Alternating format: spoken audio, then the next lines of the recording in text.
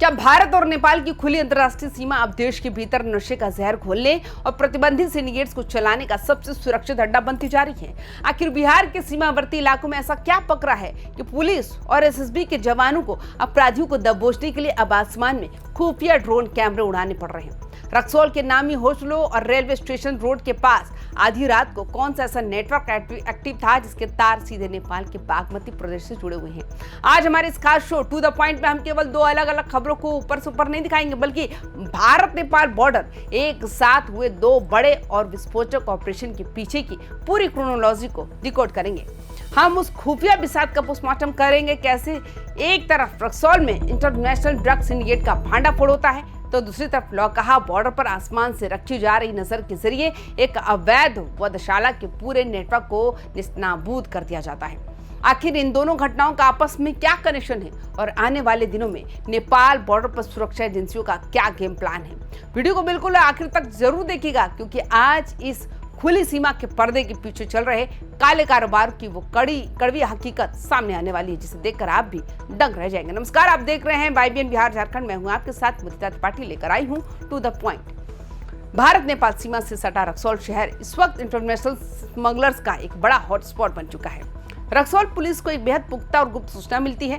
Station road, hotel नकाशा के आसपास और नागा रोड स्थित जिला परिषद मार्केट के सन्नाटे में कुछ सफेद पोश लोग मादक पदार्थों की बड़ी खेप के साथ किसी बड़ी डील को अंजाम देने वाले हैं। इस सूचना के सत्यापन के बाद रक्सौल थानाध्यक्ष रमेश कुमार महतो के नेतृत्व में पुलिस की एक स्पेशल टीम ने एक साथ कई संदिग्ध ठिकानों पर जाल बिछाया और छापेमारी की। इस ऑपरेशन की कामयाबी देखिए कि पुलिस ने मौके से 3 संदिग्धों को दबोच लिया।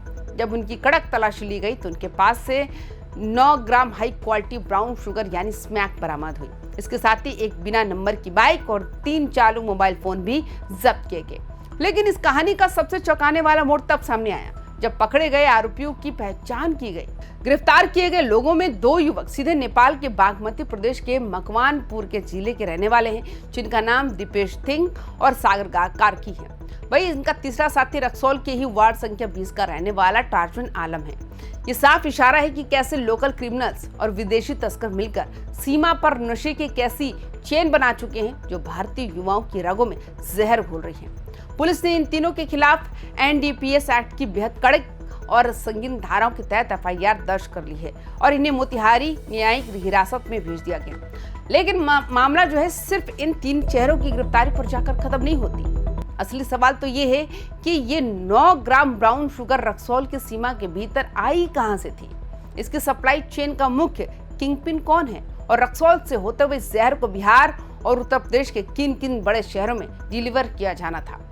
पुलिस की पूछताछ में इस वक्त जो कड़ियां जुड़ रही हैं वो बेहद डरावनी है। ये पूरा सिंडिकेट मोबाइल फोन पर कोडवर्ड्स के जरिए चलता था और बिना नंबर की बाइकों का इस्तेमाल इसलिए किया जाता था ताकि सुरक्षा एजेंसियों की रडार से बचा जा सके। थानाध्यक्ष के मुताबिक इस नेटवर्क की आखिरी कड़ी तक पहुंचने के लिए कई और संभावित ठिकानों पर ताबड़तोड़ छापेमारी जारी है। भारत नेपाल बॉर्डर की जो भौगोलिक स्थिति है उसका फायदा उठाकर ये तस्कर नो मैंस लैंड के रास्ते बहुत आसानी से माल इधर से उधर पार कर देते हैं। लेकिन इस बार पुलिस ने साफ कर दिया है कि तस्करों के इस पूरे इकोसिस्टम को पूरी तरह से निस्तानाबूद किए बिना यह अभियान थमने वाला नहीं है। अब बात करते इस पूरी बिसात के दूसरे बड़े और सबसे सनसनीखेज ऑपरेशन की, जो रक्सौल से कुछ दूरी पर स्थित लौकहा थाना क्षेत्र में देखने को मिला। भारत नेपाल सीमा पर तैनात 18वीं वाहिनी सशस्त्र सीमा बल यानी SSB और स्थानीय पुलिस ने मिलकर एक ऐसे खुफिया ऑपरेशन को अंजाम दिया जिसकी प्लानिंग किसी हॉलीवुड फिल्म जैसी थी। कमांडेंट कोजा राम लमरोर के मार्गदर्शन और उप कमांडेंट अजीत सिंह के सुपरविजन में सहायक कमांडेंट विकास रॉय की कमान संभाल रही टीम को सूचना मिली थी कि सीमावर्ती परती टोला गांव में बड़े पैमाने पर एक अवैध वधशाला चलाई जा रही है। लेकिन इस ऑपरेशन को टू द पॉइंट खास बनाता है तकनीक का इस्तेमाल। टीम ने गांव में सीधे घुसने के बजाय पहले पूरे इलाके की आसमान से ड्रोन कैमरों के जरिए निगरानी की। ड्रोन की तीसरी आंख ने जैसे ही परतीटोला गांव के एक सुनसान अहाते में हो रही संदिग्ध गतिविधियों को अपने कैमरे में कैद किया, सुरक्षा बलों ने चारों तरफ से उस इलाके की घेराबंदी कर दी। जब संयुक्त टीम ने वहां धावा बोला तो मौके से 14 जिंदा मवेशी और भारी मात्रा में प्रतिबंधित मांस बरामद हुआ।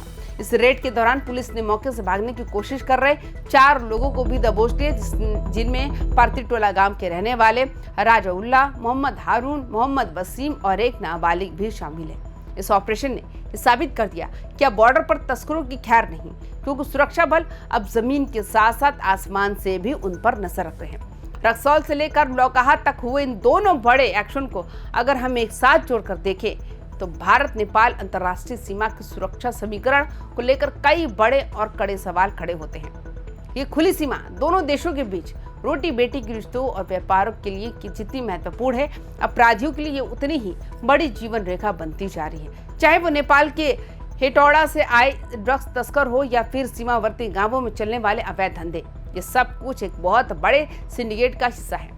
एसएसबी के वरिष्ठ पदाधिकारी मंगलम कुमार ने इस पूरे मामले पर जो स्टैंड लिया है वो इस पूरी कहानी का सबसे बड़ा निचोड़ है।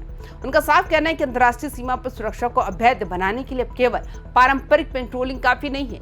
यही वजह है कि अब स्थानीय पुलिस, एसएसबी और अन्य खुफिया एजेंसियां आपस में रियल टाइम डेटा और कोऑर्डिनेशन शेयर कर रही है। ड्रोन सर्विलांस का इस्तेमाल इसी रणनीति का हिस्सा है। आने वाले दिनों में ये कड़ा पहरा और ज्यादा सख्त होने वाला है, क्योंकि सुरक्षा एजेंसियों को इनपुट्स मिले हैं कि इन छोटे मोटे धंधों के पीछे कुछ बड़े अंतर्राष्ट्रीय आका भी बैठे हो सकते हैं, जो सीधे तौर पर सीमावर्ती इलाकों की डेमोग्राफी और शांति को प्रभावित करना चाहते हैं। इस पूरी खोजी अभियान का सबसे पॉजिटिव पहलू ये है कि पुलिस और सुरक्षा बल सीधे जनता को इस लड़ाई में अपना साझेदार बना रहे हैं। बॉर्डर एरिया के थानों द्वारा आम जनता से खुली अपील की गई है कि अगर उनके आसपास किसी भी गले मोहल्ले या जिला परिषद मार्केट जैसे इलाकों में कोई भी संदिग्ध गतिविधि, मादक पदार्थों की बिक्री या अवैध धंधा चल रहा है तो उसकी सूचना तुरंत पुलिस को दें।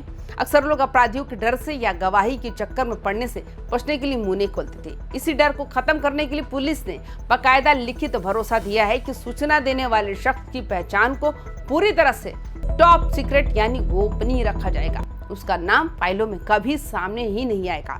इसका मतलब ये हुआ कि अब अपराधियों के खिलाफ लड़ाई सिर्फ बंदूकों और ड्रोन से नहीं बल्कि जनता की जागरूकता के दम पर भी लड़ी जाएगी।